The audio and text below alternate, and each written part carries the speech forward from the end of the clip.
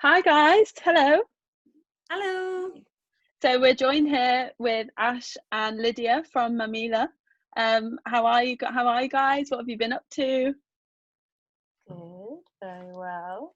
Ooh, Up to wrestling. I've just been missing you, Lydia. That's what I've been up to. That is something I don't know.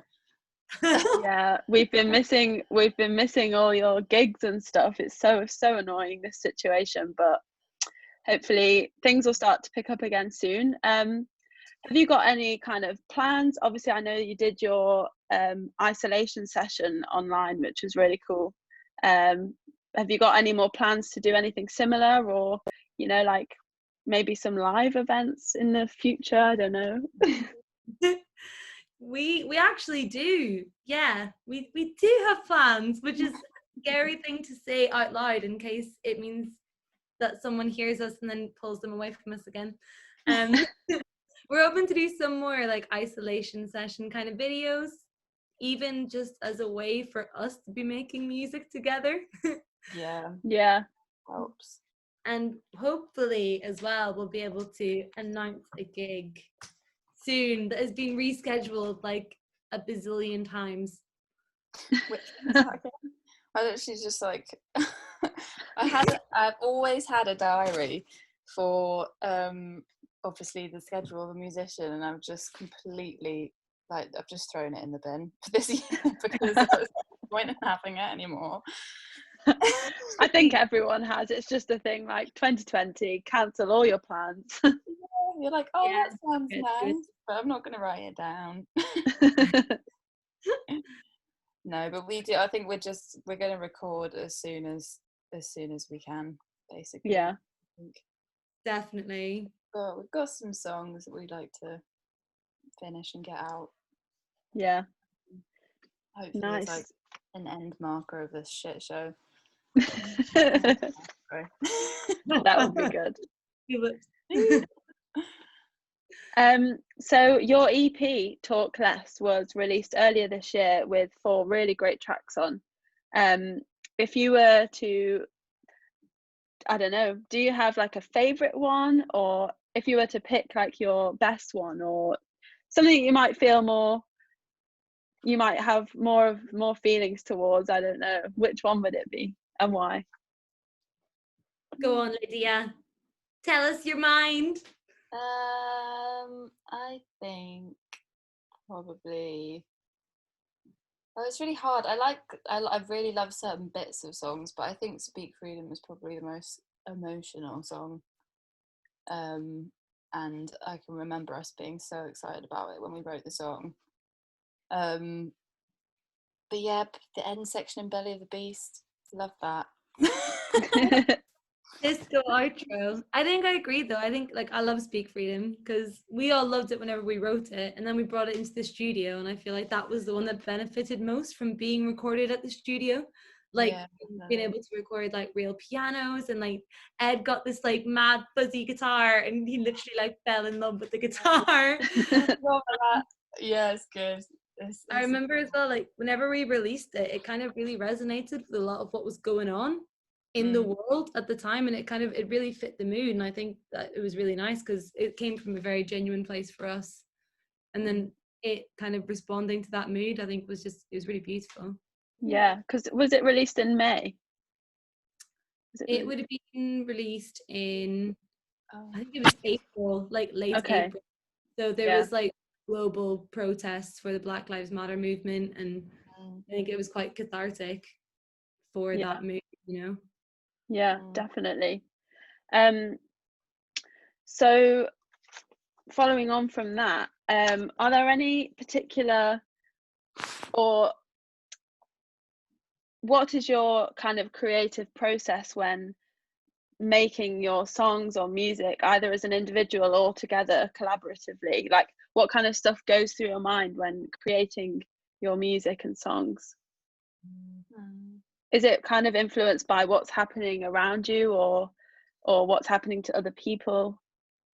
Yeah, I think it's definitely a multitude of things. I think for me, it's sometimes it's literally just bouncing off each other, and then you end up finding meaning within the song, or it's actually just more about the music and the sounds and you creating the music in the room. But then sometimes you almost like, for me, I'll have lyrics and like ideas, and I'll almost kind of fit them to things that we've made, or just it triggers ideas, and I guess stuff that's in your head just creates songs. Totally. Yeah. I think we're very musically driven, so like quite often like we'll start with like a chord progression or a riff or something, and then as that develops, like the themes kind of develop around it, and they kind of inform each other, and you can tell in the room, like we'll get a bit down and we'll all be like, oh, yeah, and then it comes like, what do we do next, and everyone kind of goes, no. And then we get it and everyone's like, yeah.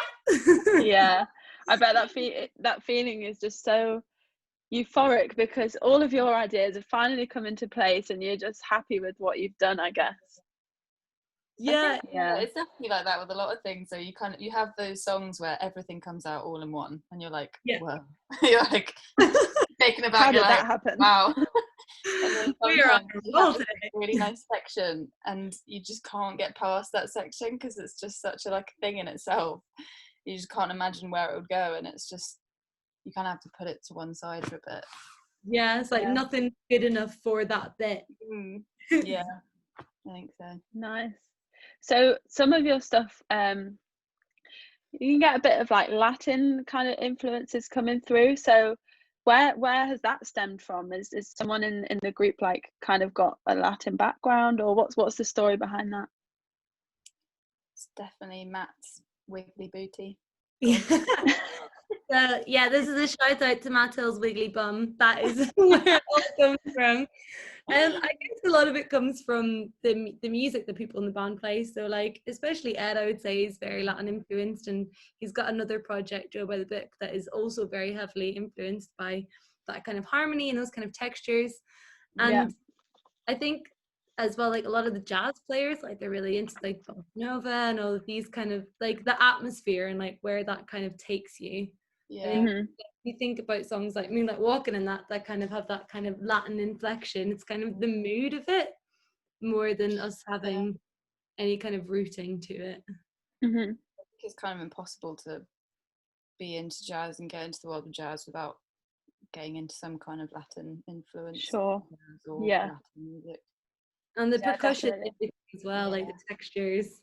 Yeah, all the different rhythms you've got. There's so many different ones. Like, I can't think of the top of my head now because it's been a long day, but I completely get that. And I think as well it's even more important now because there's been such a boom in the Latin music scene, and it being incorporated into it's something that everyone wants to try in their music and produce and create. So I think it's really great that you have that about you. It's quite unique as well. That's super cool, actually. But it's interesting to think, isn't it? Like if you went back like probably like 5 years ago now, if you heard like a reggaeton beat in the radio, everyone would be like, what is that? Whereas now it's just like, the pop beat. It's like totally disrupted. And I really like, this is a bit of a tangent, but like artists like Kali Uchis, who were making music, like she's from Colombia, and they were making music with that kind of influence, and now she's like just released an album all in Spanish because she's like, well, hey, the world's listening to like our influence, so I'm gonna like take it a step further and I'm gonna sing it in my language. Which I think is pretty cool. Okay, so I'm aware that you've played at some pretty big festivals, like you said earlier, Boomtown and El Dorado and so on. What other venues have you played at before, and do you have favourite venues or like least favourite venues? Favourite venues? That's such a funny question. I've name and shame. Favourite venue, Leeds-Soul, whatever the fuck that was.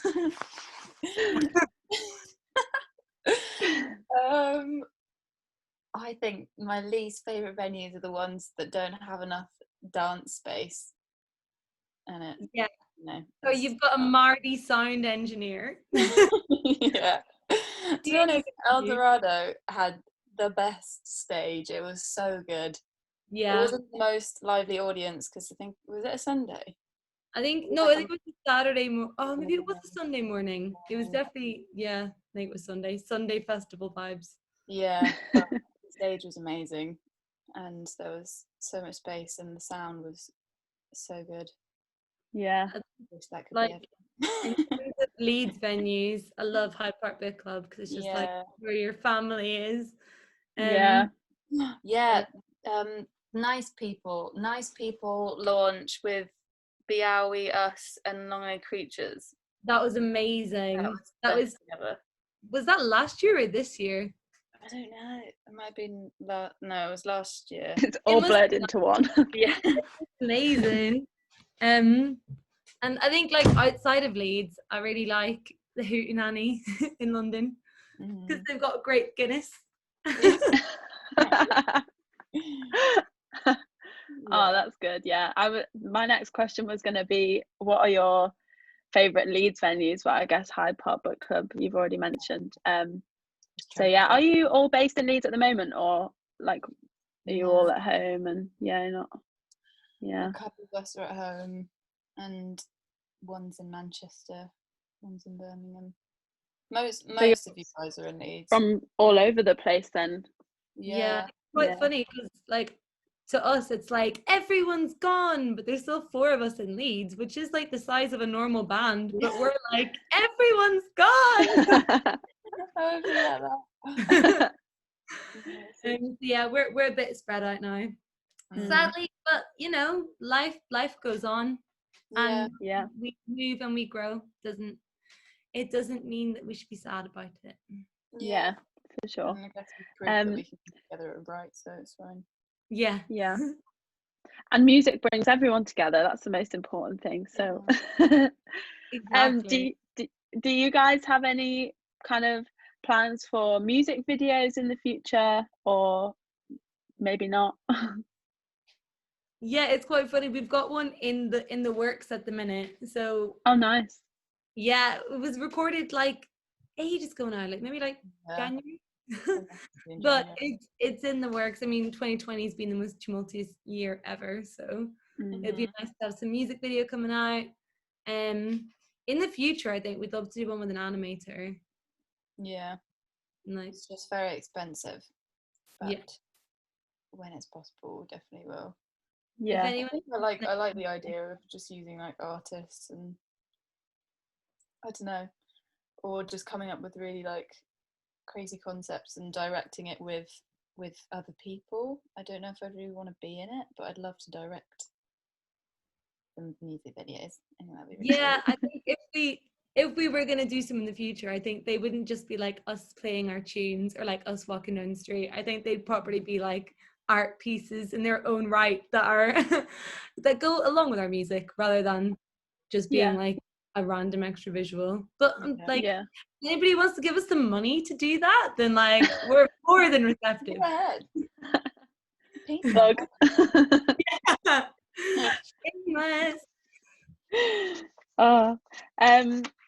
So some remixes have been done on a couple of your tracks from your EP. So like, how do you feel about them? How did that come about? What was the kind of process behind, or the planning behind that? Well, we had a couple people that we asked to do it in the first place, and then we put out like a competition. We like gave the stems for one of the tracks, and basically just got like a load of people entering in with their submissions, and we just kind of picked through them and picked Nigel, which I loved. Yeah, amazing. But I thought it was a really unique track. I thought what he picked out and what he decided to remix out of the stems was just really interesting. I think as well, like, because Nigel, we mainly knew him as a photographer. Like, he actually took photos of us in the studio, and then like hearing him approach the tracks from a different angle, like he said it was like one of the first tracks he ever produced, and like it was just really interesting to hear how I know Lydia's like, what? And it's just really interesting to hear how like just like a creative person interpreted it and like made music out of it without, you know, thinking about like, oh, but that's not traditional, or that's not what you would do now. It was really fresh. No, I loved it. It was really cool. Yeah, it's really Nice. fun having remixes, like a bit more of a dancey vibe. I think it caters to the other sides of our personalities that are a little bit less serious. Gives it an opportunity for Freddie to play it out. Yeah, exactly. Nice. So we're coming up towards the end of the interview, but I just got one more question. What do you guys like to do in your spare time other than music? Or maybe it is just pure music. I would totally understand that. But what do you like to do? Well, I like to make things. I can show you something I made. Oh, okay. It is crazy. I made this jewellery stand. Sorry, I've got presents I've wrapped. This is a jewellery stand that I made. Whoa, Nice. And you're so impressive. I like plants, and not that I know down like what to do with them, but just do random things. And my dad's an artist, so I'll be like, Dad, do you have this? And he'll just like be like, yeah. And I'm like, what? Why do you have that? So then I'm able to make these weird things. My spare time's way less interesting. Not true. In my spare time, I like to look at the things that Lydia made. Go on amazing walks. Yeah. Yeah, I guess in my spare time, I really like to go outside. I think coming from the countryside, I'm very connected to the outside world. Just like anywhere that is windy and preferably has the sea there. That's my golden spare time. Yeah, that's a really nice thing to do in your spare time. I think I enjoy doing things like that as well. So especially over lockdown. Yeah, exactly. They can't see that. Yeah. Go to sea, wouldn't it? Yeah. That would be very nice. I think I would swim in the sea every day, even if it was freezing. Yeah, I would. Mm-hmm. I mean, I grew up by the cold Atlantic. Nothing's too cold. You just have to just follow your mind. Well, thank you guys so much for your time, and I've really enjoyed this, getting to know more about you, and yeah, hopefully do it again in the near future. Yeah, me too. Nice meeting Thanks you. for having us. Sorry, Lydia. I was trying not to speak over you, and I did it. Carry on. No worries. See you guys soon. Bye. Bye. Bye.